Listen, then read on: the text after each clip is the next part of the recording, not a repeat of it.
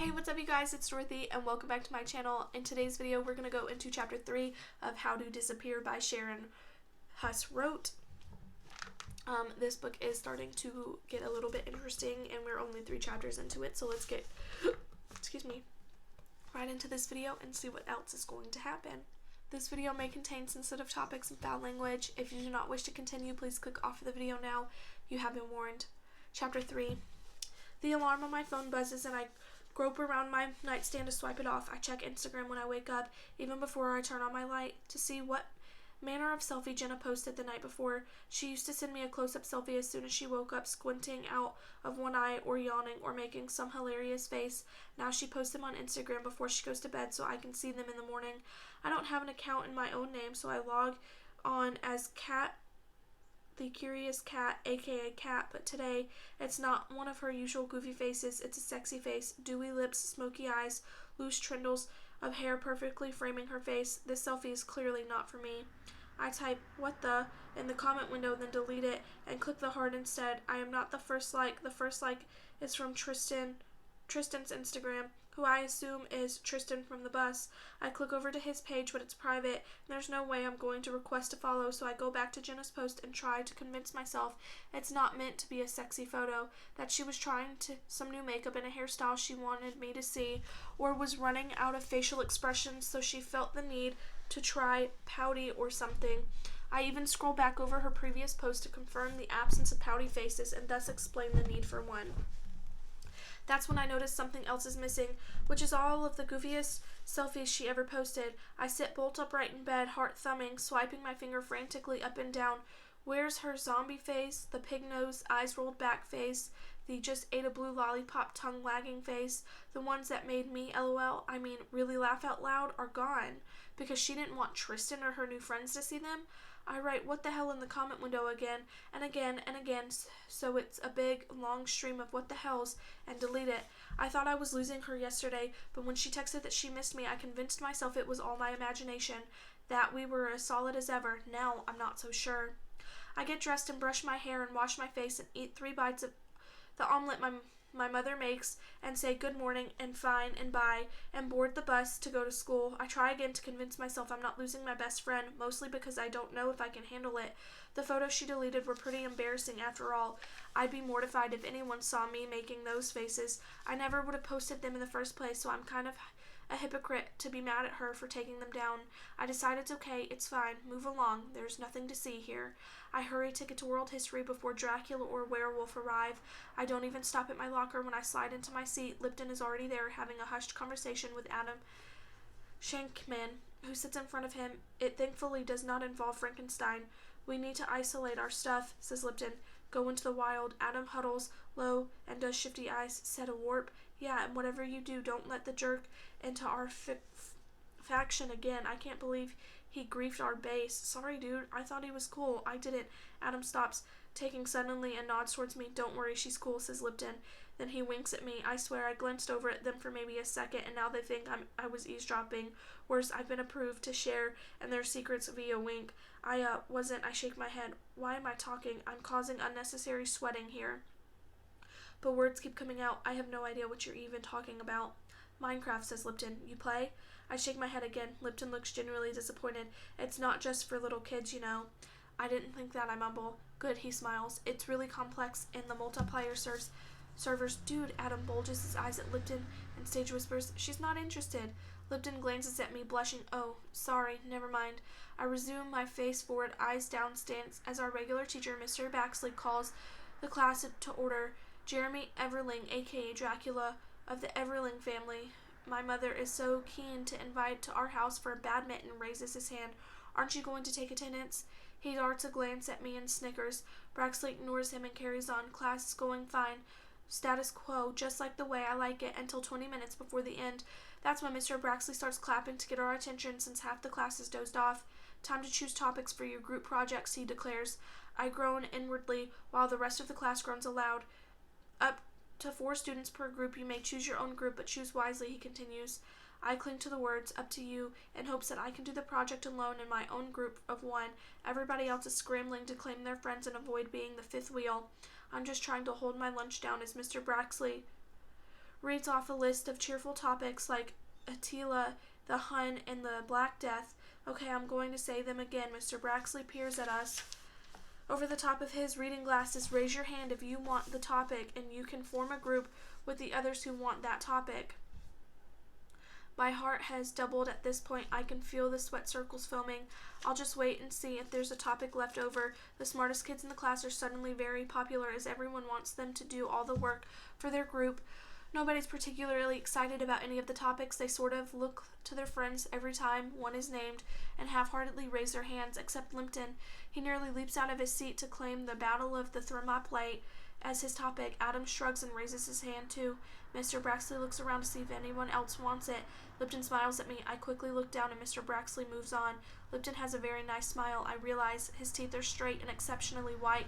There's a little gap between the front too. I should have joined his group because now I'm going to be the only one without a group, and Mr. Braxley will probably make a big deal about who needs help, and it'll be worse if I just raised my stupid hand for the Battle of Thermopylae. He calls out 3 more topics, which get taken amid nudges and hand-raising, and it's finally down to the siege of Jerusalem. Nobody claims it because there's nobody left but me. Mr. Braxley looks up from his list and says Vicky Decker. He obviously has no idea who I am, even 6 weeks into the school year, but at least recognizes me as the only person who hadn't raised a hand. He lifts his eyebrows and gives a quick nod. Then he writes down my name and starts telling us that we need to do what we need to do for the project. I practically go limp with relief that he didn't force anyone to join me or take me onto their team, even though it means I have to do the entire project myself. I'm getting used to that. There are still a few minutes of class left and everyone is chattering with group members when the intercom starts crackling. A voice is trying to be heard over the noise. Mr. Braxley, Mr. Braxley. And in the few seconds it takes him to answer, my stomach lurches into my throat and back down to my feet again because I suddenly know exactly what it's about. It's almost 9:30. My guidance appointment was at 9:15. Could you please send Vicky Decker to the guidance office? The voice on the intercom says. Mr. Braxley answers in the affirmative, and then he and every other single person in the room stare at me. I don't move. I really want to. There's nothing I want more than to be gone from this room, but I am momentarily deer in the headlights, frozen. Excuse me. Finally, after what seems like hours, Jeremy Everling breaks the silence. Frankie, you going? For a second I think he meant to say Vicky, but forgot my name. But then everyone's snickering and I realize it's short for Frankenstein. I really can't move. Lipton reaches out from his desk and touches my arm and whispers, Vicky, they called you to the guidance office. I glanced at him, at his kind eyes and his badly cut bangs, which remind me of a little bit of Jenna's the first time we met. I hadn't noticed before that somehow really releases me from my paralysis. I nod at Lipton and begin gathering my things, and everyone goes back to talking to one another. I walk to the end of my aisle and around the side to escape out the door. You've been missing some class lately, says Miss Green. She sits at a desk but swivels to face toward the room, which is furnished with comfy chairs, twinkly lights, and scented candles. She wears her hair in a neat shoulder-length dreadlocks, a patterned scarf wound around her neck. I just wanted to check in with you and make sure everything's okay. Okay? Everything's okay? Yes, fine. I try to make my voice calm and unshaky, but my knee keeps bobbing up and down. I force it to stop with the palm of my hand. And the Miss Classes, she opens a folder in front of her. 2 last week, 1 Monday, and 3 yesterday. I wasn't feeling well. Did you go to the nurse? She searches the folder for non-existent excuse slips from the nurse. No, just the bathroom. Miss Green closes the folder and looks at me, a warmth in her eyes. You know, if something's troubling you, everything's fine. My knee is jackhammering again. I lift my backpack from the floor and set it on my lap to weigh my leg down. I'm fine. She inhales deeply. How about the next time you feel like skipping class, you come see me instead, okay? It's way better in here than the girls' bathroom, but she'll want to talk about what's wrong with me, or I'll call a parent-teacher meeting. They do that sometimes. Gather all of your teachers and your parents and a counselor and go around the room describing what you're doing wrong and how you could do it better. I overheard a kid talking about it once, how it was like an ambush, and he just told them whatever they wanted to hear so he could make it stop. The zombie vacuum cleaners are starting to roar in my head again, and I'm feeling dizzy. Hey, suddenly Miss Green's hand was resting on my arm. I didn't even notice she moved from her desk to sit in the chair next to mine. Vicky, breathe, she says. You don't have to come if you don't want to. It's completely voluntary and confidential. You don't even have to talk. I nod and take a few deep breaths. Okay, I'll do that. No, I won't. She seems satisfied and moves back to her desk to pull some papers from her file drawer. I thought you might also like to consider joining a club or activity. She hands a few stapled pages to me. It's not a requirement, but I'd like to get you into at least one extracurricular. It will be good for your college applications, which we need to start thinking about. I scan the list: book club, Chinese club, drama club, feminist club, BPA, EAC, AFS, OTM. So many impossibilities. I had no idea. Anything of interest, she says. Not really. I pass the list back to her. She scans it herself. Math league? I shake my head. Handbell choir? I shake my head harder. Why don't you tell me what does interest you, and maybe I can suggest a match. She sits on her desk corner. I rest my eyes on Miss Green's hands, which are clasped in front of her. She leans forward, her whole body urging me to speak. What do you like to do in your free time? She prompts. I can tell what I did in my free time last night, photoshopping myself into Jenna's new friendships, and I can tell her how I spend most other nights lurking on social media pages of kids at school who have the kind of life my mother wants for me. It makes me sound like a weirdo stalker, which I guess I am. I spend a lot of time on my computer, I finally say. She flips through the stapled pages. How about computer programming club? Wait, no, she frowns. They've just vanished. Let's see. I watch as her eyes scroll down the page and flip to the next one and the next. There are a lot of activities at our school, and even she can see what I'm not suited for any of them. Gaming, her eyes light up. I shake my head. I don't game. I taught myself how to use Adobe Illustrator and Photoshop, I offer. She gives an approving nod, like we're finally onto something, and flips to the last page of her activity booklet, the yearbook. Staff is always looking for help, she says. Editing photos, doing page layouts. Does that sound like any of interest? I don't know. The thought of joining an already formed group is making me want to vomit. How about this, says Miss Green. Try it out. I'll let the editor know that you're interested in photography, but not taking photos. I can't take photos. I also can't hide the panic that's crept into my voice. Miss Green makes a calming gesture with her hands. Okay, no problem. Photo editing and layout, then. Sound good? I nod miserably. Who's the editor? Marissa DeMarco. You'll like her. I nod. Of course I will. Marissa is perfect. I'll be sharing the same space, breathing the same air, practically best friends. At least that's how my mother will look at it. She'll be fantasizing me into the homecoming pictures in no time. If I tell her that, which I won't, I force a smile. Miss Green can't wait. Jenna, are you there? Hello? I guess you're with your new friends, out with the old and with the new, right? Kidding. Seriously, I'm kidding. Need to talk to you. Okay, you're not there, I guess. Call me later, Jenna. Mom's making her signature smoothie in the Cuisinart when I walk into the kitchen and doesn't notice me sitting there until she turns it off. Oh, you scared me. Sorry. I watch her pour the frozen mango banana kale yogurt concoction into a glass. It's thick like soft ice cream, so she hands me a spoon. How was school? Anything interesting happened today? Not really. I scooped a spoonful of smoothie into my mouth, then pulled my phone out to see if Jenna replied to my text, but her side of the conversation is still blank. How's Jenna? That wasn't Jenna. Mom's eyebrows shoot off of her head. New friend? Hallie Bryce, I say, surprising myself as much as my mother. Lies beget lies, apparently, and this one fell off my tongue before I even knew it was there. We're doing a project together for world history class, the Siege of Jerusalem. She's the dancer, right? The ballerina? I nod. Mom beams. Such a lovely girl. It's so nice you'll have a chance to get to know each other. Maybe you can. Mom.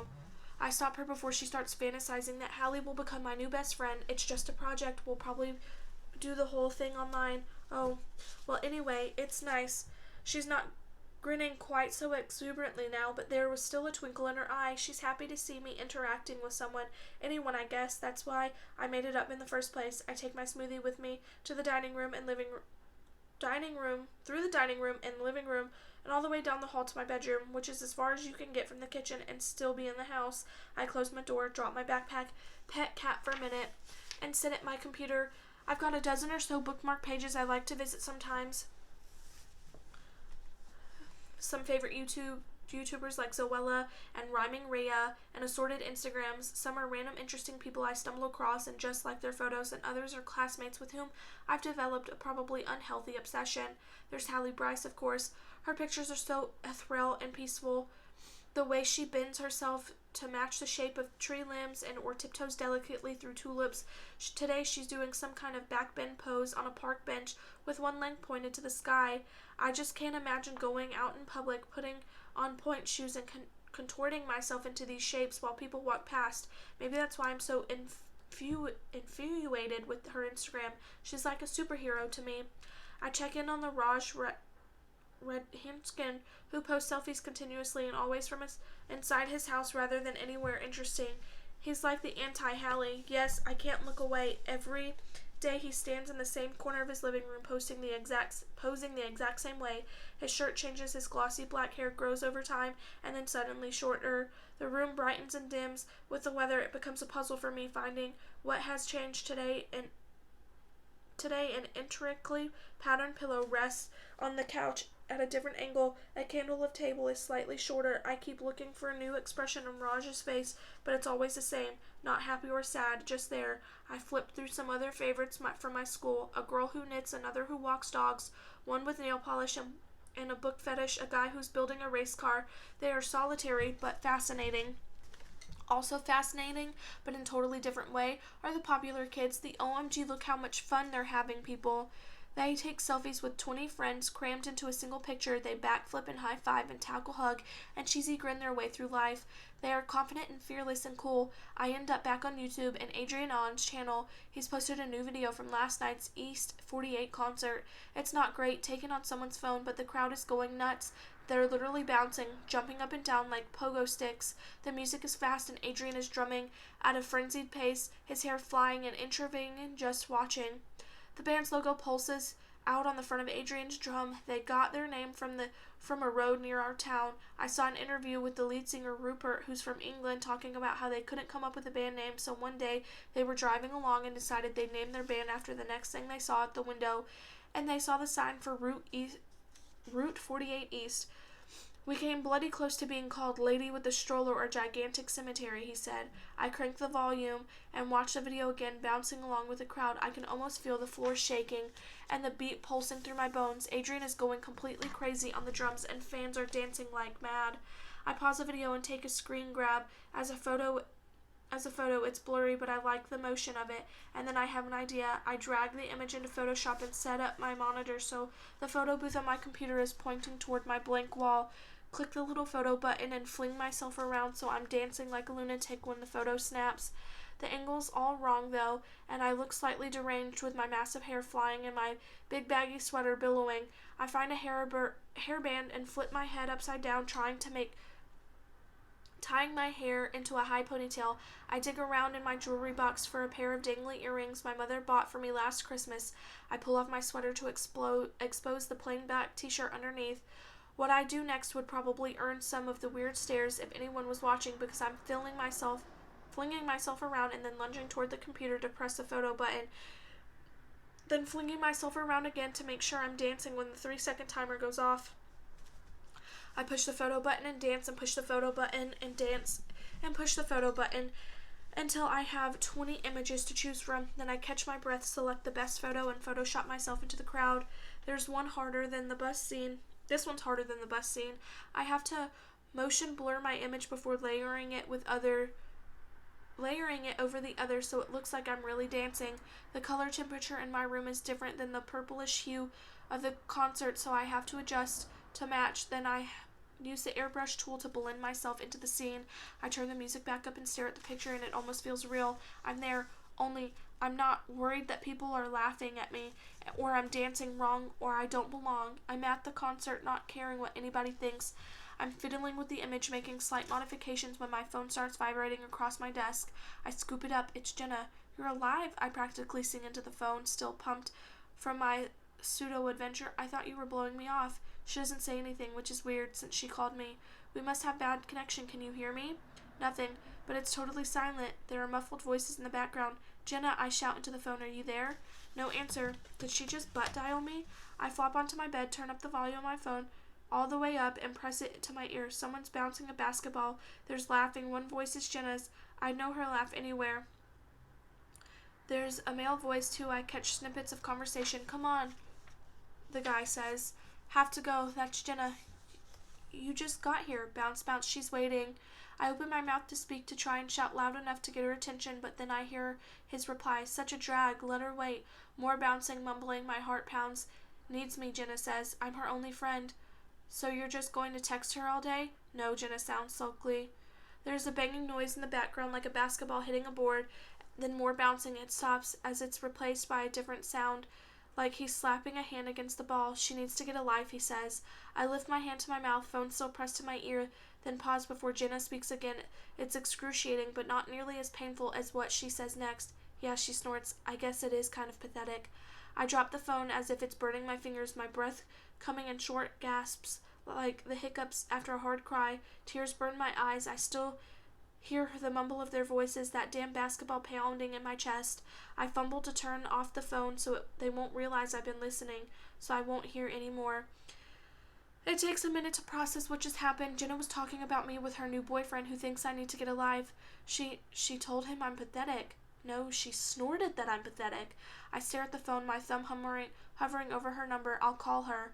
I'll tell her I heard everything she just said, and how could she say that? She'll say she's sorry. She'll tell me she's done with that guy, that he's a jerk, that she was only agreeing with him because she felt she had to, being new and all. But I can't press her number because what if she really does think I'm pathetic?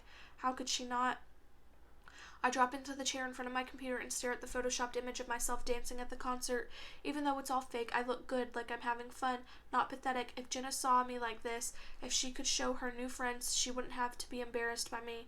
So I email it to myself, then I open my phone and paste the photo into the text window below my last desperate plea to Jenna, and I write, went to the East 48 concert last night, so much fun. I hit send, then wipe my tears. It only takes a few seconds for that bubble to pop, the 3-dot bubble to pop up on Jenna's side. Then, oh my god, jealous. Adrian was amazing. Exclamation mark, smiley face. I can't believe it. Call me. I don't write any more than that, and I don't call. I'm mad at her for saying what she said, for dismissing me so easily. When my phone rings a few minutes later, I let it go to voicemail. Maybe I'll check it tomorrow, and maybe I won't. Maybe I fooled her into thinking I'm not so pathetic after all. It will only be a matter of time before she realizes that I still am, and nothing has changed, and worse, that I've lied to her. But maybe it's best to leave her thinking I'm off doing something fabulous so she won't feel bad about leaving me behind. That is the end of chapter 3. I will see you guys in the next video. Bye.